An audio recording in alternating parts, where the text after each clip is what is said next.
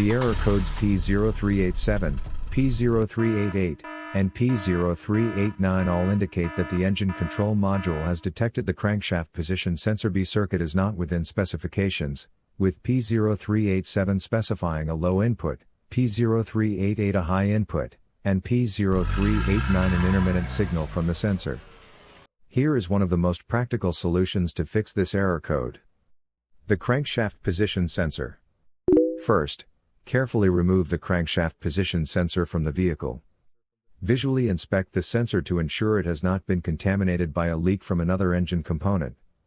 Then, use a multimeter to perform a resistance test on the sensor.